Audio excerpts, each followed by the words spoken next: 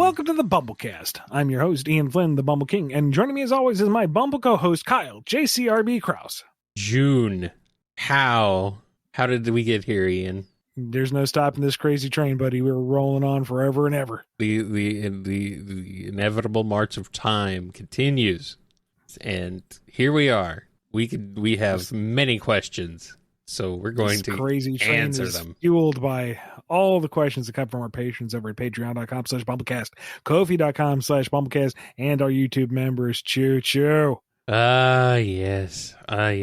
Although this episode, we are focusing almost exclusively on questions from our Ko-fi supporters and our YouTube members. So we are working on catching up with them. And also from the live stream from April.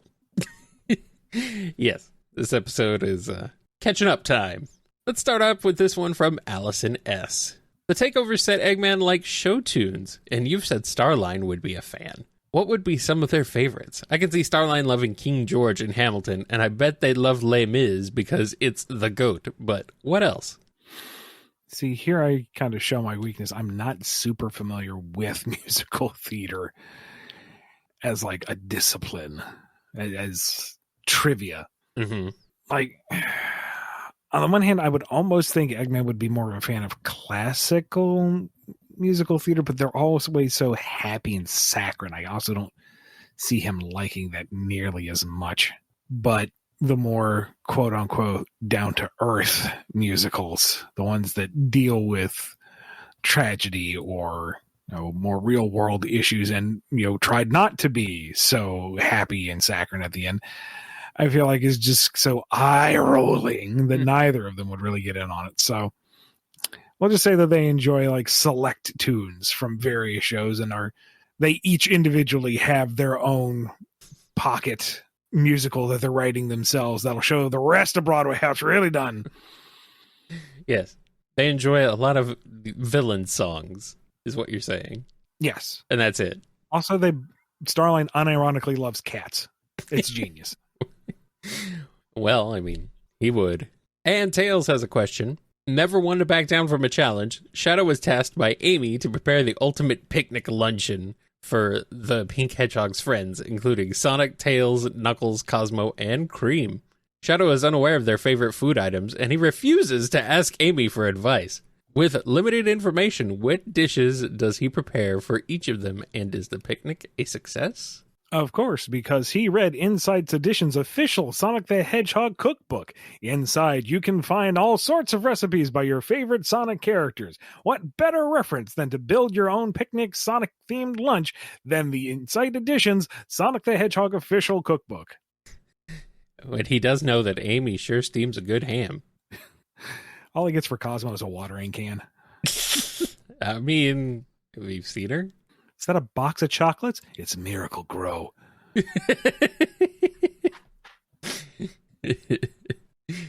All right, here's one from Anonymous. Remember Silver the Iblis Rizzer? Now it's Tangle's turn. How does Tangle rizz up Sonic, Amy, SBO, Blaze, and Shadow? If you wonder where Whisper is, she's off with Lanolin on a date. Same answer for all five. Reaches in with that tail across the shoulder, slides right in, and is like, hey, how you doing? And how do each of the five react? Sonic goes along with it. He's like, what up? Amy is a little flustered and laughs, but why not? They're friends. She'll play along. SBO can't make his way through the word south. It disappears. Mm-hmm. Blaze does not like people invading her personal space and just very firmly but gently slides Tangle back. And Shadow buys her a drink, but he knows it's too strong for her, so she immediately passes out and he leaves.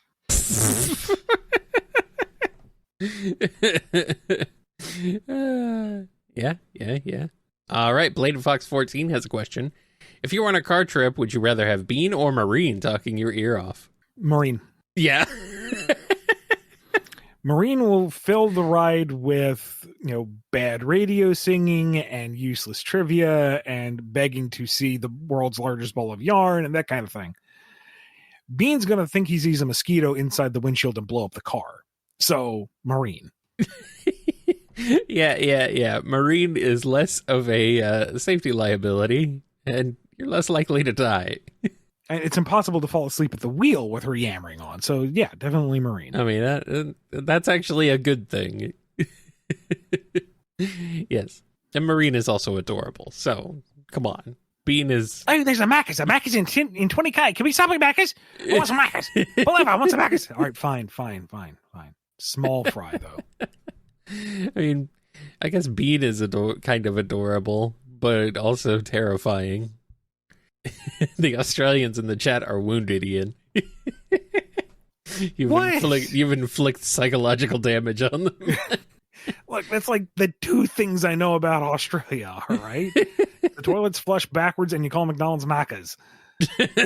That's all my ignorance allows me to riff on. What about the Burger King's called Hungry Jack's? Seriously? Yes. Really? Now you know a third one. Yes.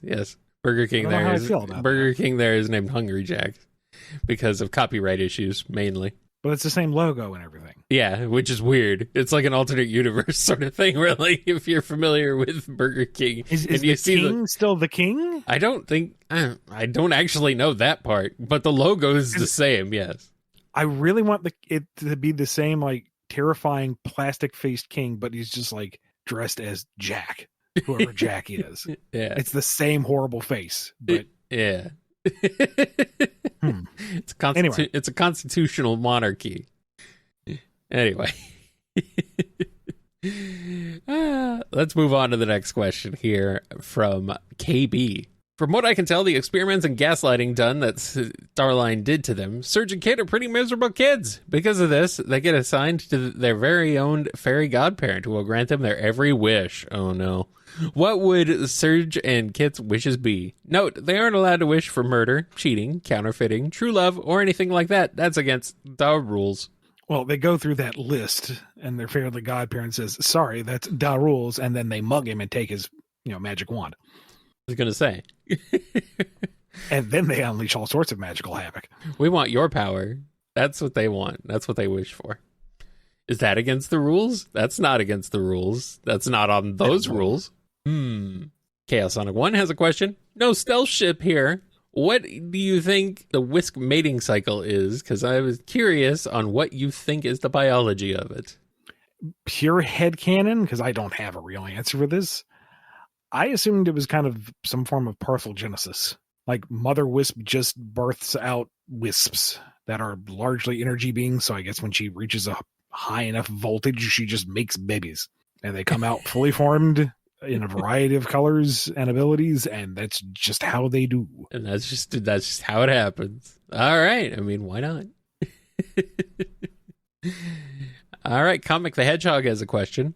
Obviously, Rouge's favorite holiday is Black Friday, and she's really excited to do some Black Friday shopping. But there's one problem. She wants to grab a lot of shiny stuff, and she can't carry it all by herself. How will Rouge sweet talk, bribe, or blackmail Omega, Shadow, and Knuckles into being her pack mules for the day? Same for all of them. Tell them that she has the ultimate challenge for them. If they really are as mighty as they say, that they will be able to assist her on this particular mission. And then she just keeps inventing new rules as it goes along to keep them in line. I can't shoot anybody. Yeah. No. Yes, you have to stay in line. That's the endurance. Can you maintain your sanity that long? Get that thing off the shelf for me. You can fly. That's the rules. You get it for me. Yes. She knows what's up. And the final challenge, hold off the cops while I get away.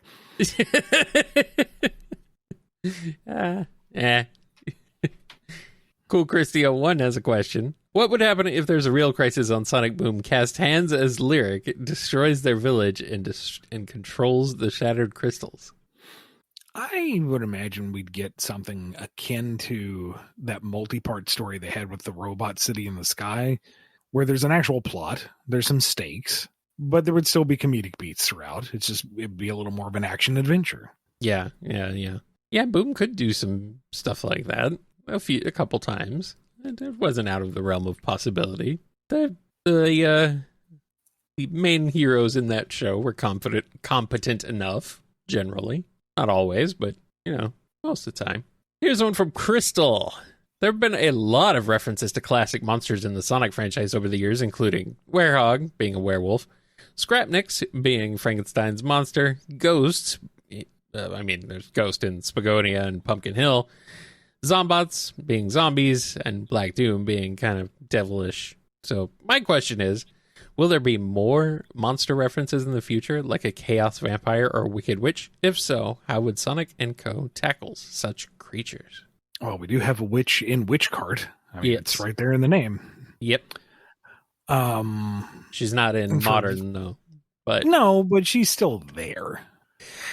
For Vampire, maybe. All depends on how that concept would be translated to something like Sonic. I mean, obviously, we're not going to have anybody biting anybody else and draining their blood. But, man. I mean, you dial it back enough, someone who is, a character that's charismatic, but in a threatening way, that can drain the powers, vitality, something out of others.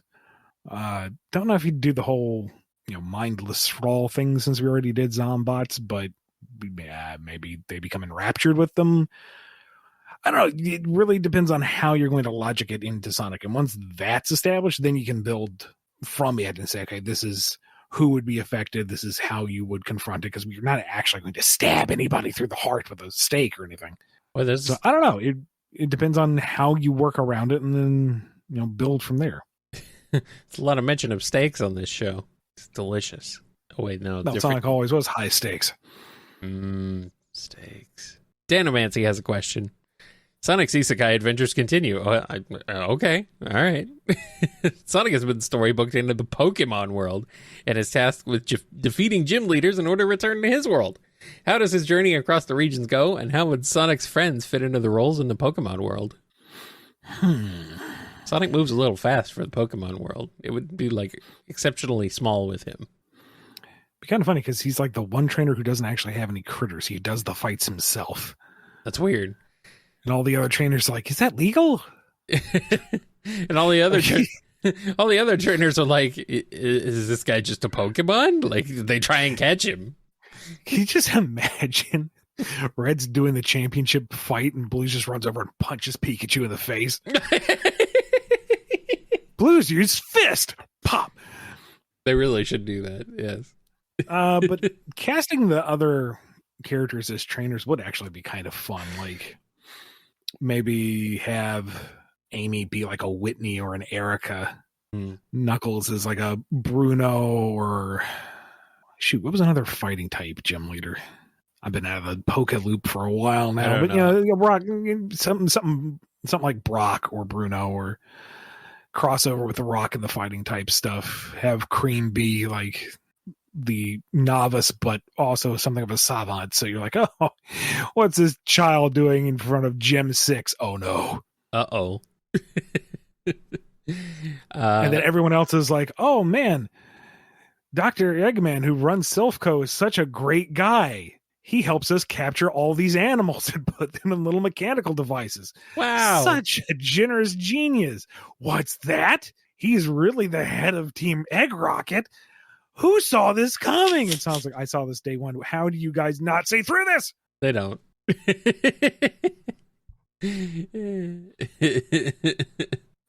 Oh, man. Jeez. I mean, yeah. I'm being told that Surge would be Lieutenant Surge. Yeah, maybe. That might be funnier to someone who knows Pokemon. I mean, Rough and Tumble are already basically Jesse and James when you get down to it, so. Who's Mew, then? Or Meowth. That's what I meant. Not Mew. Shadow's Chow. Oh, okay. All right. Here's one from Dawson the Dachshund. Let's be real. Most of Eggman's schemes revolve around animal people, and he incorrectly calls Sonic a rodent. Is he just racist? How would he react to being called a bigot? Ian, he would sneer. He'd sneer at you and say, only small-minded people are bigots. I hate everyone equally. Also, you're dead now. Bang. I was going to ask why we do this show. This is a loaded question, but you managed to sidestep it. Good for you. Thank you. Here's one from DDR Master M. Tangle and Blaze body swap. Does it go up in flames? No. It comes close, but no. Luckily not. It takes Tangle a minute to figure out how to do the fire. And then she does the fire, and oh my god, look at the fire. Look at the fire. Oh, that's cool. Wee, foosh. Oops, that thing is on fire. That should not be on fire. Put it out, put it out, put it out, put it out. Stop being on fire. And then she doesn't do it again. And you have Blaze's Tangle racing around with incredible adept use of the tail, trying to find herself as fast as possible because, oh no, all the things are going to be on fire. Until she finds herself kind of hurtled up in the middle of a lake going, nope, nope, nope, not setting anything on fire, not boiling a fish, nope, nope, nope, under control. And Blaze, as Tangle, is very impressed. Yeah. Does Tangle, as Blaze, shout, flame on?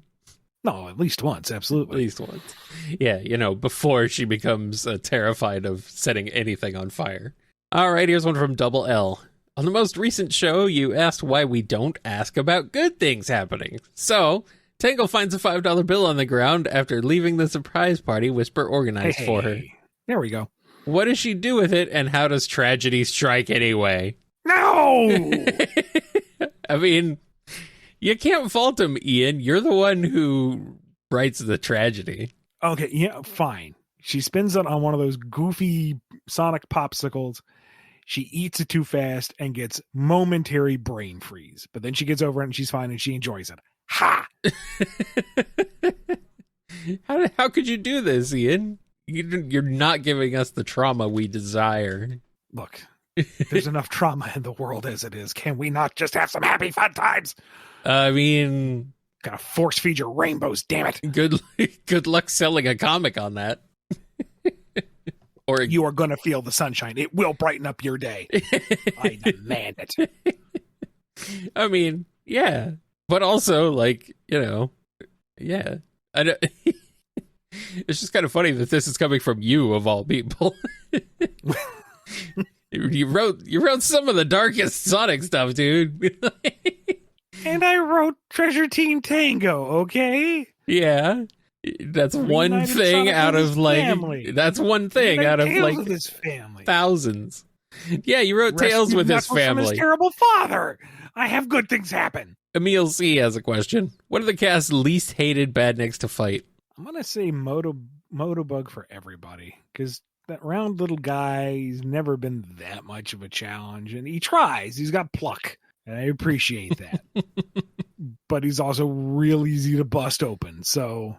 You know what? He's okay. He's like the training wheels for every budding adventure. Your first Motobug. I remember destroying my first Motobug. Wasn't hard at all, but you got that good feeling inside you. There goes that flicky. You feel accomplished, so good on you. Yes, it makes sense. I mean, it's the Goomba of Sonic. Yeah. Everybody hates Toxameister, though. That thing can die in a fire.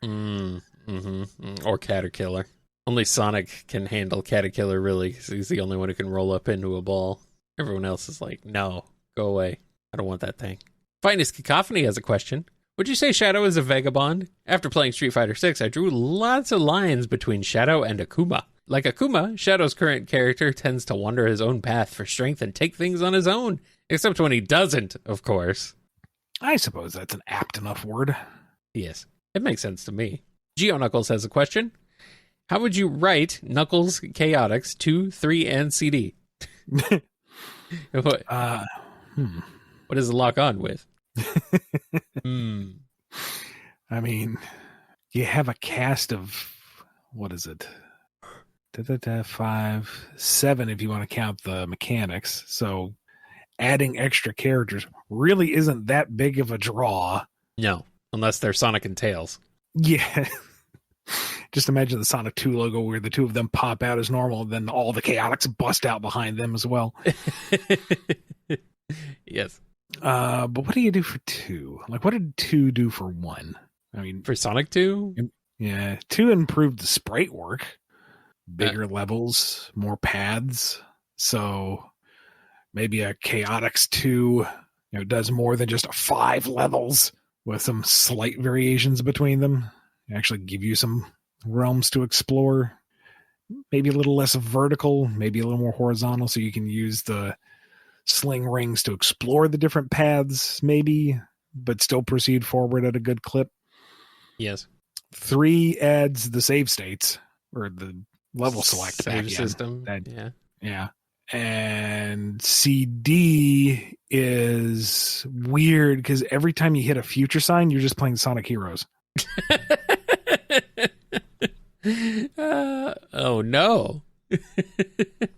That makes sense. That makes too much sense. Oh man. Would we get Knuckles and Knuckles at some point? Well, yeah, you have to. Okay, good. Just checking. Here's a question from Gideon W. Hypothetically, you two vanish for some time, and when you return, we learn one of you has been replaced by a nefarious robot double willing to play the long game. How would you both convince us you are the real BumbleKast host that we know and love, and the other is the faker? A clever used human trying to bait me out with this hypothetical question. But I have already supplanted the Flynn. I did this 3 years ago. There is nothing you can do to stop me. Ha ha ha. Ha ha ha. Ha ha ha. Ha ha ha. Ha ha ha. How do you know one of us hasn't been the robot double this whole time? Since the show started, or before? Also, hi, Spampton. Spampton has more personality than that. Come on. Spamtian. How would we convince you that we're the real BumbleKast host? I don't know. What would a robot not know about us? I don't know. My Wikipedia entry is pretty robust, and I'm not that deep beyond that. And we've put out enough material that we can probably be AI generated at this point. Yes. We don't show our faces, so I think we're pretty much doomed. Yeah, pretty much. Oh well, that's fine. As long as the robots have a good time. And I don't have to worry about it. That's what finally reveals them to the world. What? They actually release everything on time. Ah, yes. They do your minis promptly. Yeah. Wouldn't that be nice? Wait, these guys are too efficient. They're robots! Oh, man. The jig is up. Run for it, Robo-Kyle. You got us. All right, and before we take a break, we got this question from Icy. Barry gets transported to the Bikini Bottom. How do they handle working at the Krusty Krab? So this is where I enrage everybody and say, I never watched SpongeBob. Well, that makes both of us. I never found it funny or appealing. Uh-oh.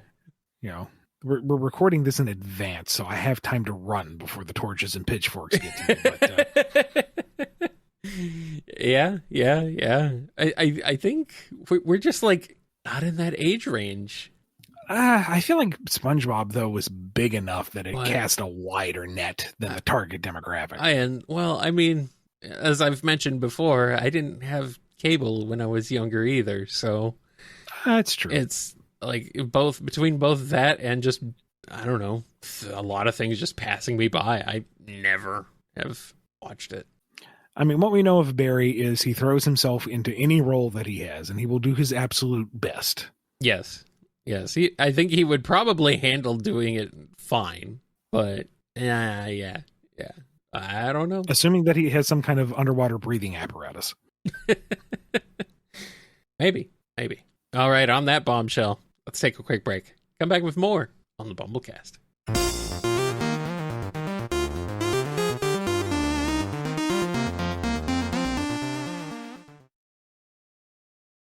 We're back, and we got a question here from Hero Squad. Fang Issue 4 spoilers. Surprised that it ties directly to Superstars. With what the ending has shown us, can we expect more of the Warp Topaz in the classic comics? Also, was the Warp Topaz we saw in the Fang series the one from the 900th adventure that teleported in the past? Or is that totally false? Can't speak to what the future holds for the comics necessarily, but yes, it is the singular Warp Topaz.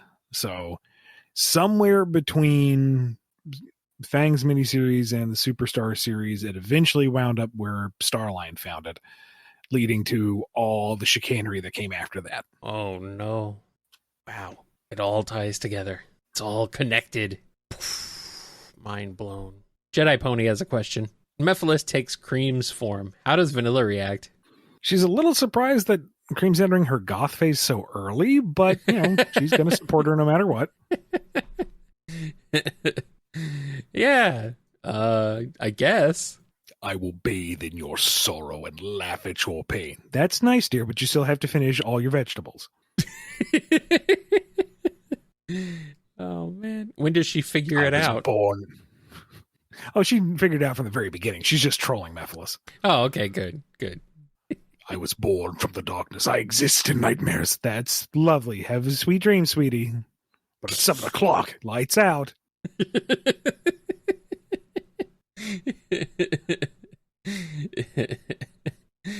Oh, man. And we got a question here from Mr. Hanabi West Soda. Homestar himself replaces Silver in Sonic 06. This is not a question, but it's a very funny scenario. It's true. Ooh, I finally found you. The Iblis Twigger. The Iblis Twigger. I knew it was coming. Don't put away. It's no use. Does that mean Mephiles would take Strongman's form? No, Mephiles is like the weird, dark corruption of the original hero. If anything, he's Homestar. Good old Homestar. Oh. Yeah, you have to find the Iblis Trigger. The what? What the crap? Oh, man. All right, let's move on to this question here from Mr. Wahoo77. I'm so curious on this, but what if Mario combined White Tanuki Suit, infinite invincibility with raccoon powers, and the Metal Cap, invincible in Super Mario 64, to overpower Supersonic? 2 layers of invincibility are stronger than 1? Not necessarily. No. I mean, I think it's a question of who has the greater hardness between the two of them. And I mean that in like a geological term. Diamond versus anything else. Diamond has a higher hardness, so it's going to cut through just about anything. Mm-hmm. This raises a question though. Would them? Because Metal Cat Mario is heavier, isn't he? Like he sinks in water. Yes. So would that offset the flight of the White Tanuki suit, or would it just hamper it? Good question. You're thinking too hard about this.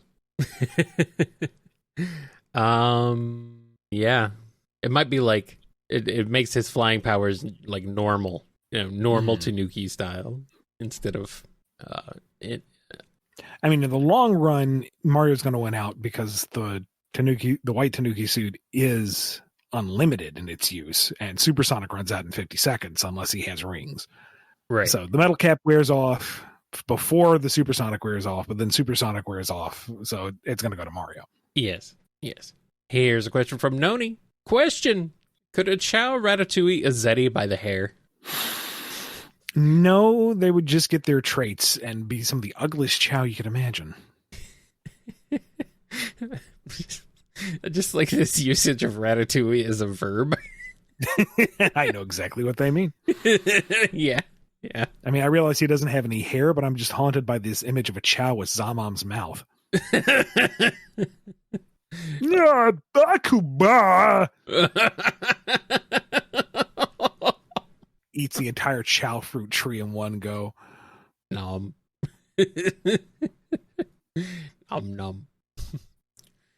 All right, here's one from Niche XCC 1900. Are Sonic's golden buckles power inhibitor rings? Nope, just buckles. I mean, you got to keep the shoes on somehow. All right, you've played the game, right? Sonic and Buckles?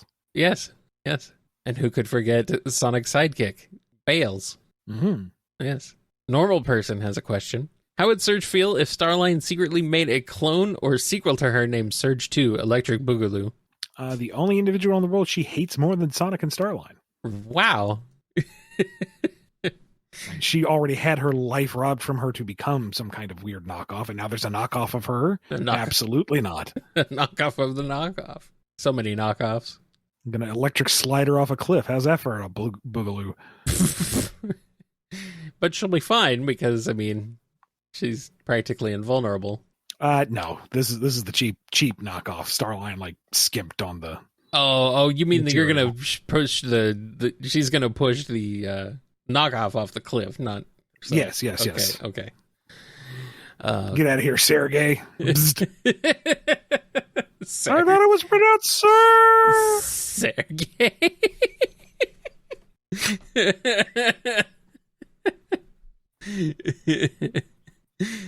Oh man. Here's a question from Onixodon. Been wanting to ask this for a while, so here goes. Stargate and Sonic crossover. Not sure if either of you are familiar with the franchise, and if not, the main villains are the Goa'uld, which are parasitical snakes that take sentient beings, usually powerful and appealing ones, as hosts, making your eyes glow and giving you a deep voice, and pose as deities, forcing others to worship them. If they invaded Sonic's world, which characters are taken as hosts, and how do the others fight off this menace? Do they team up with Ugly Sonic since he's too ugly to be considered a host? Aww. Rude. So, not familiar with Stargate. Never saw the series. Only saw the movie like once. I have seen probably more of the series SG-1 specifically than I think, but it's not stuck with me at all. So, But going off this prompt, I personally just want to see an infected shadow because a Egyptian god themed evil shadow would be kick ass. I mean, that would be pretty sick. Yeah. I mean, we've already seen an evil overpowered Knuckles in Egyptian gear. That was an interjack. We got that. We saw that. Been there, done that. Keep him purified so he can like fight back. But I don't know, evil Cleopatra style Amy or Rouge. Well, I mean, if they're gonna fight the evil alien overlord, you need someone to be all stealthy, sneak in, get the access codes type. Here's the thing: everybody would look cool as an evil Egyptian god. Yeah, you know. I mean, Knuckles already has, arguably. Exactly. Maybe let's not retread that ground this time, and he's the hero. Yeah. And Eggman's like, I've been taking over Egyptian style tech all this time. I'm an expert. Yes. And it's like, this is my world, not yours. Get out of here. Here's one from Opal. How long can Sonic run from the IRS? Long enough. I mean, come on, even the Joker doesn't screw around with the IRS. Joker gets beat up by a rich guy dressed as a bat. He can't compete. Sonic's fine. I mean, it's true. It's true. But the only reason why the Joker gets beat up by a rich guy who dresses up as a bat is because he's in love with that rich guy who dresses up as a bat. Tell me I'm wrong. There's some kind of social commentary about the mad clown being beat up by a 1%er but is scared of the IRS. I mean, yeah.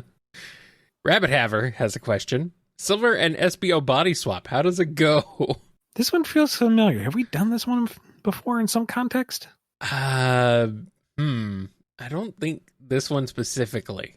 Okay. We've talked about Silver and SBO going on dates several times now. I'm pretty sure. Well, but not the shipping questions and the body swap questions. They all kind of run together.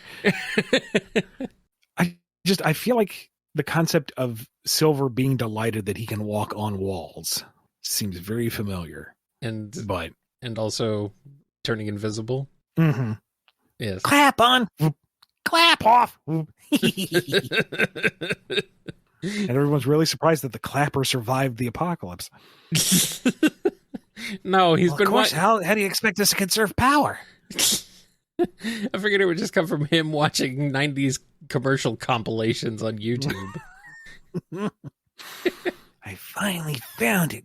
The Iblis clapper. The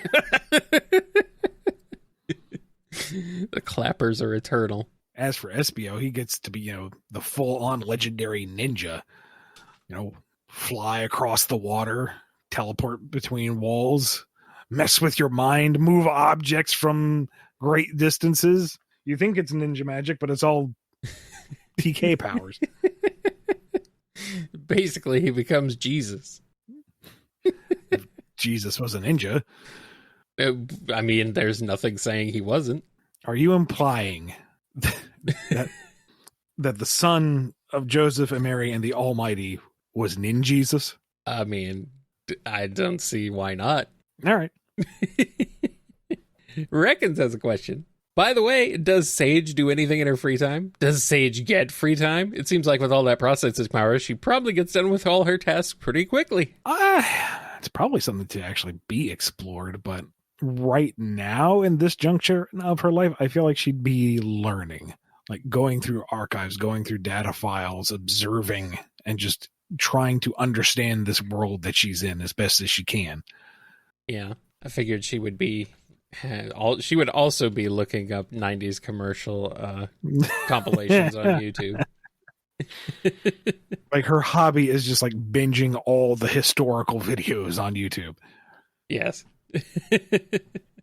Makes sense. Eventually she finishes YouTube and is like, well, now what? Then she has the hobby of parsing out what's actual information and what of it is just misinformation. Turns out most of it is misinformation. Who would have guessed? Shege has a question. Ian, why do you hate Milk the Chow? I am wounded. When did this come about? Who has been spreading such scandalous lies? I don't know. Milk is second only to Big. We all know this in our heart of hearts. Come on now. Slander or libel or both. Libel is slander. Slander is libel. Milk is cheese. Cheese is milk. Sonic Swordfighter has a question. Could the Master Emerald be used to bring back Tikal's body and restore her to life, or is she stuck in spirit ball form, aka technically dead, forever? The latter, as far as I'm aware. Why? Why'd you do that, Ian? I didn't do nothing. Oh, I mean, yeah, I guess not. I guess you were still technically a child when Sonic Adventure 1 came out. Yeah, you're like trying to blame me for canceling Sonic Underground again. Sounds like a skill issue.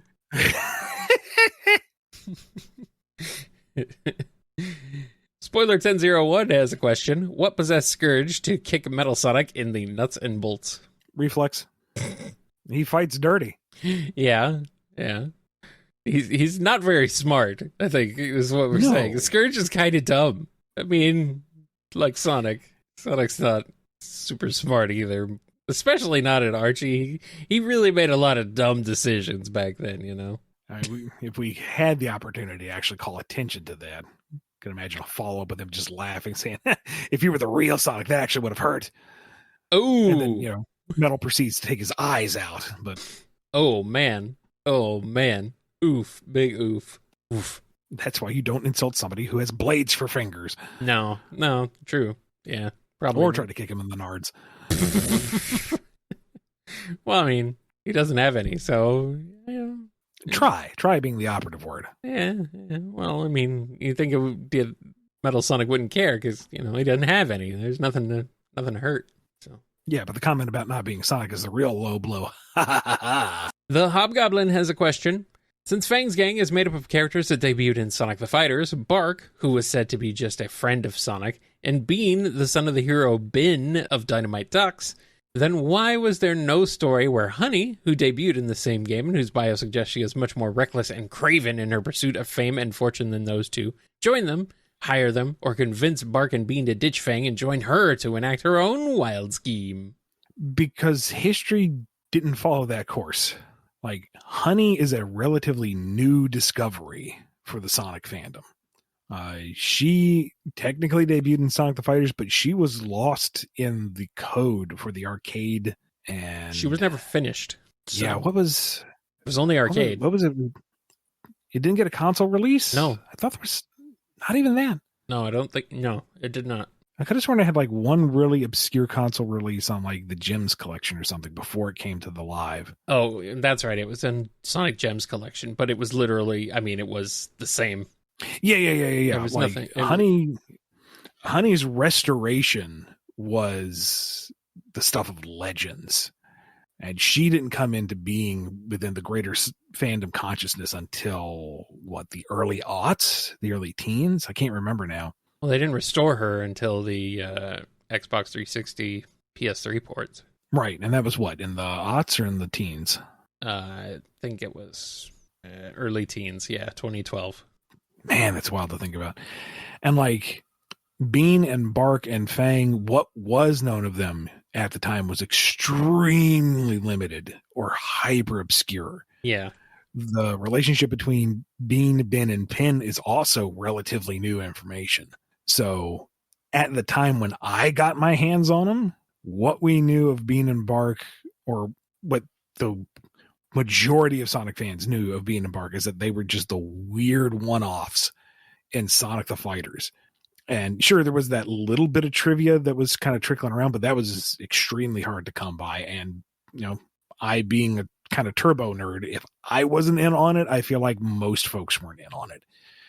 So that's why Fang's gang kind of came into being as it was. And that more or less kind of became the tradition from there. It's kind of become it's wild. Kind of became the standard. This is back in the day when Metal Sonic showing up in anything was a special treat. The OVA was his only appearance outside of Sonic CD. Metal Sonic was a rare, mystical thing. And now he's far more common. It was wild back in the 90s and aughts, man. To go back and tell Sonic fandom then what we have now. You wouldn't believe me. They think I'm insane. You want to talk about just insane lore?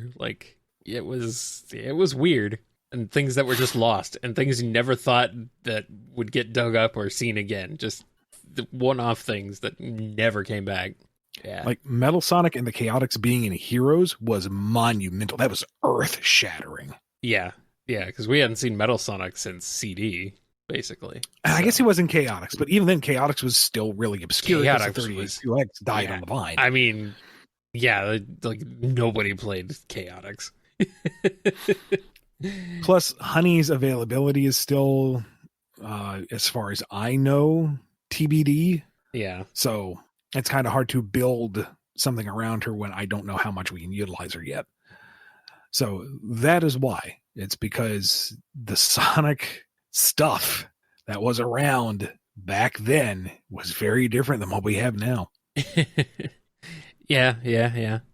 I mean, I guess that's kind of a good way to look at it, because a lot of times Sonic stuff back then was just kind of one and done, never came back, was never brought up again. Characters who were in one thing were only in that one thing and never seen again. I mean, at least now that's less likely, and a lot of that stuff has gotten brought back. So hopefully someday that thing you love that's no longer part of the franchise now, maybe that will be brought back in the future too at some point. So, all right, here's a question from the Might of Geborah. Ian, what can you definitively say that the Eggman/Time Eater erased in Generations? Things, concepts past the Speedia included reality? Tell you what, play through Sonic and Shadow Generations when it comes out this year. Review that. And if you still have questions, come on back. Well, there you go. Twilord has a question. Who do you think is better at playing Mario games, Tails or Eggman? Depends on your definition of better.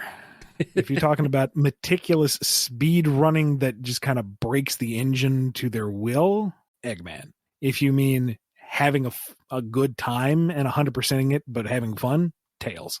There you go. And our last question on this episode is from Vineclad. If Sega were to do another Sonic the Fighters with the addition of the characters just from fighting Vipers, and they were asking you for assistance in reinventing the characters who better fit in Sonic's world, how would you go about it? I'm kind of two minds, because when we did the old Archie Sonic story that was that tournament arc, Diana Skelly actually did an adaptation of another Fighting Vipers character as a Mobian. I thought, oh, that's neat. Wouldn't it be fun to see the Fighting Vipers cast, animalized? Yeah. But if this were to do something where it's like the full fighting Vipers roster, goodness, that's a tongue twister, against the Sonic cast, this would kind of be like a revitalization of the Fighting Vipers franchise. Yeah. So I would say use that as a vehicle to hype up that canon again, and just say that they're fighters that exist in the human portion of Sonic's world. Yeah. I mean, why not? They're not that outlandish from what I know off the top of my head. Well, I mean, one of them is a bear. And Sonic's a hedgehog. What do you want? I mean, yeah. But he's like an actual, he's like a bear. He's not a Sonic style bear. And they've got realistic animals in Sonic's world, elephants and zebras and whatever, even if they're not exactly called that. So sure, why not? True. Fighting bear. And you're telling me Knuckles wouldn't enjoy a chance to fight an actual bear? Yeah, true. Although he's a very happy bear with a hat. So, Yeah, they'll have a jolly good tussle. And yeah, use that as a way to kind of hype up the Fighting Vipers as a cast again. Maybe give it a little bit of new lease on life and let them just be dudes that exist in Sonic's world and, occasionally fight talking animal people. Why not? This means Pepsi Man is also canon to Sonic's world. All the more reason to do it this way then. Let's go. You want to play your Nick adventure. I'm ready. It's Crush 40 version of Pepsi Man's theme? Come on. So, ending on that brilliant epiphany, big thank you to all our patrons over at patreon.com/BumbleKast, Ko-fi.com/BumbleKast, and our YouTube members for supporting this show. Be good to yourselves, be good to each other, and we will see you next time on the BumbleKast. Catch you later. What's the word I'm looking for? I am completely blanking on this. What is the word I'm looking for? Apparently I can't help you. Begins with a C. It means people are drawn to you. Charismatic. There we go. Riz.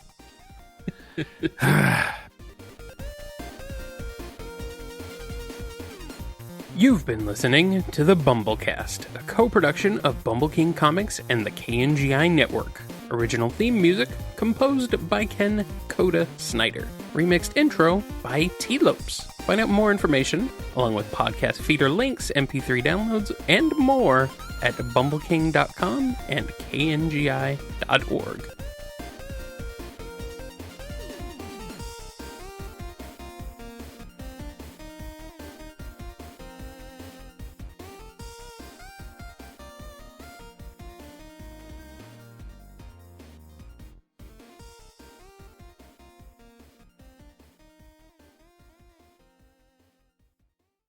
I acknowledge that I get by through life by being extremely hypertensive about everything, but even I have my limits. Are we reaching the upper limits? if I was any more tense, I'd be squeezing juices out. All right, so ew. You need those. Keep those in. I don't want to know if I have pulp or not. I don't either.